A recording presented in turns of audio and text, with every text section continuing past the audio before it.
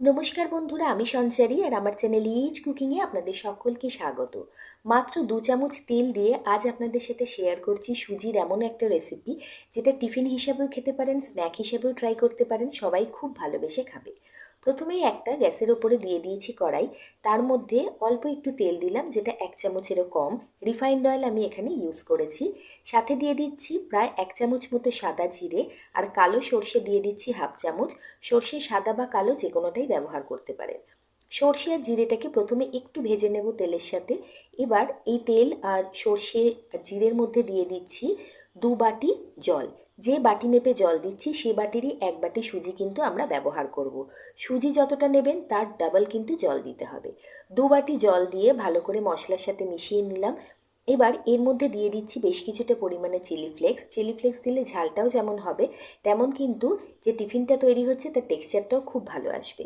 সামান্য কিছু ধনেপাতা কুচানোও দিয়ে দিলাম। এবার দিয়ে দিচ্ছি খুব কম পরিমাণে হলুদ। অল্প একটুখানি হলুদ জলের মধ্যে দিয়ে দিচ্ছি, দিয়ে সব কিছুকে বেশ ভালোভাবে মিশিয়ে নেব, আর সাথে দিয়ে দেবো নিজের স্বাদ অনুযায়ী নুন।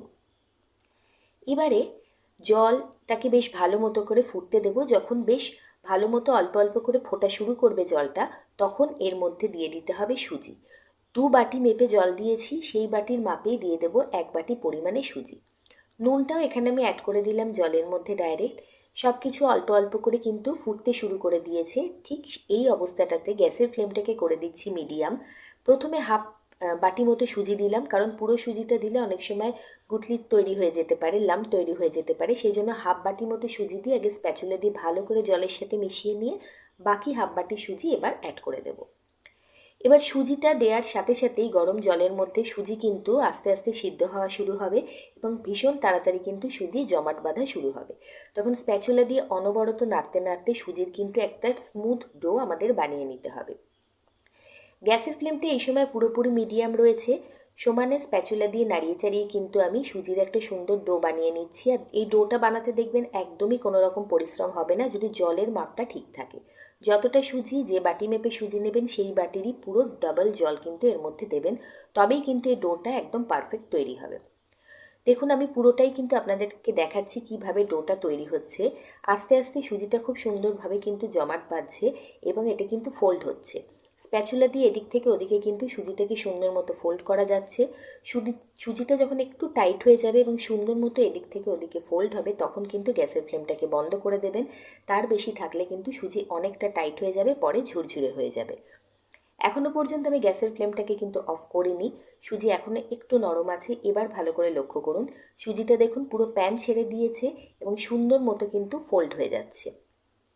ঠিক এই অবস্থাটাতে এসে কিন্তু গ্যাসের ফ্লেমটাকে আমি একেবারে বন্ধ করে দিচ্ছি, কারণ সুজি পুরোপুরি সুন্দর মতো করে কিন্তু ফোল্ড হচ্ছে এবং প্যানে কোনো সুজি আর লেগে নেই।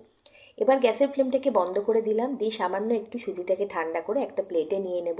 তারপর হাত দিয়ে ভালো করে আটা মাখার মতো করে কিন্তু একটু সুজিটাকে আমরা ঠেসে নেব। যখন সুজিটার গায়ে বেশ ভালো মতো একটু হাত ছোঁয়ানো যাবে, সেই অবস্থাতেই কিন্তু সুজিটাকে মাখতে হবে, একটু গরম থাকা অবস্থাতেই। কারণ ঠান্ডা করে মাখতে গেলে কিন্তু আর মাখা যাবে না, বাইন্ডিংটা ভালো হবে না, তখন সুজি কিন্তু ঝুরঝুরে হয়ে যেতে থাকবে। সুজিটা অল্প অল্প গরম আছে, সেই অবস্থাতেই কিন্তু সুজিটাকে আমি হাত দিয়ে ভালো করে আটা মাখার মতো করে ঠেসে নিচ্ছি, এবং সুজি খুব সুন্দর মতো কিন্তু আপনি একদম সুন্দর করে একটা মসৃণ চিকন ডো কিন্তু তৈরি করে ফেলতে পারবেন। এই সময় হাতে সামান্য একটু চিটচিট করবে, তার জন্য হাতে অল্প একটুখানি রিফাইন্ড অয়েল নিয়ে নেবেন। সামান্য একটু রিফাইন্ড অয়েল আমি থালার ওপরে নিয়ে নিলাম, নিয়ে ডোটার গায়ে মাখিয়ে আবারও ভালো করে একটু ঠেসে নিচ্ছি। এবার কিন্তু সুজির গাটা একদম চিকন হয়ে যাবে, খুব সুন্দর মতো কিন্তু একদম আটা মাখলে যেরকম একটা মসৃণ আটা মাখা আমরা বানাই, ঠিক সেরকম কিন্তু সুজির এই মাখাটাও তৈরি হয়ে যাবে। দেখুন সুজির মাখাটা কত সুন্দর মতো সুজির ডোটা তৈরি হয়ে গেছে। এবার হাতটা ভালো করে ধুয়ে নেব। ধুয়ে নিয়ে হাতে সামান্য একটু তেল কিন্তু লাগিয়ে নেব 2 হাতের তালুতে। তারপরে ছোট ছোট করে বল বানিয়ে রেডি করে নেব। সামান্য একটু তেল আমি হাতের মধ্যে লাগিয়ে নিয়েছি হাতটা ধুয়ে নেওয়ার পরে। এবার ছোট ছোট করে বল তৈরি করে নিচ্ছি। নিয়ে যেরকম করে আমরা রুটি বানানোর সময় লেচি তৈরি করি বা লুচি বানানোর জন্য লেচি কাটি, সেরকম করে ছোট ছোট করে বল বানিয়ে নিচ্ছি। আপনারা চাইলে এই সুজির বলগুলোকে একটু বড় সাইজেরও করতে পারেন, আর একটু ছোটও করতে পারেন। সাইজটা আপনি যেভাবে ইচ্ছে সেভাবে কিন্তু রাখতে পারেন। আমি একটা মাঝারি শেপ রেখেছি, ছোট্ট ছোট্ট লাড্ডুর মতো করে তৈরি করে নিচ্ছি, আর একে একে সবকটাই কিন্তু এরকম সুজির বল আমি বানিয়ে নেব। বেশ সহজ কিন্তু এটা বানানো, সময় একটু হয়তো বেশি লাগে, কিন্তু খুব হেলদি অপশান খাওয়ার জন্য। যারা ওয়েট লস জার্নিতে আছেন তারাও খেতে পারেন। খেতে খুব ভালো হয়, স্বাদ খুব ভালো হয়, আর বানানোর প্রসেসে একটু টাইম লাগলেও বানানোটা কিন্তু বেশ সহজ। সবকটা এরকম গোল কিন্তু আমি বানিয়ে নিয়েছি সুজির এরকম বল। এবার একটা গ্যাসের ওপরে একটা গামলার মধ্যে জল গরম করতে বসিয়ে দিয়ে তার উপরে এরকম একটা ছিদ্রযুক্ত পাত্র দিয়ে দিলাম। এইরকম পাত্র আমাদের সবার বাড়িতেই মোটামুটি অ্যাভেলেবেল থাকে। পাত্রটার ওপর হালকা একটু অয়েল ব্রাশ করে দিলাম, যাতে সুজির বলগুলোকে যখন আমরা ভাপানোর জন্য দেব সেগুলো যাতে গায়ে গায়ে লেগে না যায়। এবার একে একে বলগুলোকে সব এই ছিদ্রযুক্ত পাত্রটার ওপরে দিয়ে ঢাকনা চাপা দিয়ে 4 থেকে 5 মিনিটের জন্য হতে দেব। এমনিতে গরম জলে সুজিটাকে দিয়ে আমরা ডো বানিয়েছি, ফলত সুজি কিন্তু অলরেডি কুকড আছে। এইভাবে দিলে আরেকটু ভালো মতো সুজিটা কিন্তু কুকড হয়ে যাবে, গাটা খুব মসৃণ হয়ে যাবে, এবং যে সুজির মধ্যে হালকা যে নরম ভাব আছে সেটাও কিন্তু চলে গিয়ে হালকা একটু কিন্তু এগুলো বলগুলো শক্ত হয়ে যাবে। ঢাকনা চাপা দিয়ে 4 থেকে 5 মিনিটের জন্য রেখে দেবো মিডিয়াম ফ্লেমে, তাতেই কিন্তু বলগুলো একদম রেডি হয়ে যাবে। এগুলো কিন্তু খাওয়ার জন্য এখন একদম রেডি। এই অবস্থাতেই চাইলে এগুলোকে খেতে পারেন টমেটো সস দিয়ে, ধনেপাতা পুদিনার চাটনি দিয়ে, যা দিয়ে ইচ্ছা খেতে পারেন। কিছু না থাকলে শুধু মুখেও খেতে কিন্তু খুব ভালো লাগবে।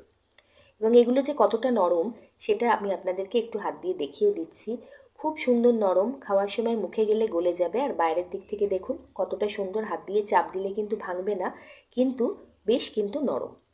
কিন্তু এগুলোকে আমি আরেকটু চটপটা বানাচ্ছি, তো সেই জন্য আমি এগুলোকে হালকা একটুখানি কিন্তু নেড়ে নেব প্যানে। তো প্যানে নাড়ার সময় এখানে আমি সামান্য একটু তেল দিয়েছি, 1/2 চামচেরও কম। তার মধ্যে দিয়ে দিচ্ছি বেশ কিছুটা পরিমাণে সাদা তিল। সাদা তিল দিলে কিন্তু যে কোনো জিনিসের স্বাদ খুব ভালো হয়ে যায়। সাদা তিলটা দেওয়ার পরে তেলের সাথে সাদা তিলটাকে হালকা একটু নাড়াচাড়া করে এই সুজির বলগুলোকে এর মধ্যে দিয়ে দেবো, যাতে করে তিলটা খুব ভালো মতো প্রত্যেকটা বলের গায়ে সুন্দর মতো কোট হয়ে যায়। আমার চ্যানেল ইএইচ কুকিংয়ে আমি প্রায়শই খুব কম তেলে তৈরি করা যায় বা একদম বিনা তেলে তৈরি করা যায় এরকম নিত্য নতুন রেসিপি আপলোড করে থাকি। যদি আজকের রেসিপিটা ভালো লাগে অনুরোধ করব অবশ্যই আমার চ্যানেলকে একবার ভিজিট করার জন্য। আর আজকের রেসিপিটা অবশ্যই বাড়িতে একবার ট্রাই করার অনুরোধ থাকবে। আর ভালো লাগলে বন্ধুবান্ধব আত্মীয় পরিজনদের সাথে শেয়ার করতে কিন্তু ভুলবেন না। তিলের সাথে খুব ভালো মতো কিন্তু আমি এই বলগুলোকে একটু টস করে নিলাম। নেওয়ার পরে ওপর থেকে অল্প একটু ধনেপাতা কুচি ছড়িয়ে দেবো। ধনেপাতার ফ্লেভারটা এখানে খুব ভালো লাগবে। আর যদি মনে করেন যে এর মধ্যে একটুখানি চটপটা এটাকে আরও বানাবেন, তাহলে একটু ম্যাগি মশলা এর মধ্যে অ্যাড করতে পারেন। এবার এটা কিন্তু সার্ভ করার জন্য একদম রেডি। এটাকে এবার যার সাথে ইচ্ছে সার্ভ করুন, টমেটো সস বা ধনেপাতা পুদিনার চাটনি, খেতে দুর্দান্ত লাগবে। রেসিপিটা এতক্ষণ দেখার জন্য আপনাদেরকে অনেক অনেক ধন্যবাদ। বাড়িতে কিন্তু অবশ্যই ট্রাই করবেন, আর আমাকে কমেন্ট সেকশনে জানাতে ভুলবেন না আপনার প্রিয়জনদের খেতে এটা কেমন লাগলো। ভালো থাকবেন, সুস্থ থাকবেন। অনেক অনেক ধন্যবাদ, আর আমার চ্যানেলটাকে অবশ্যই সাবস্ক্রাইব করে পাশে থাকবেন। নমস্কার।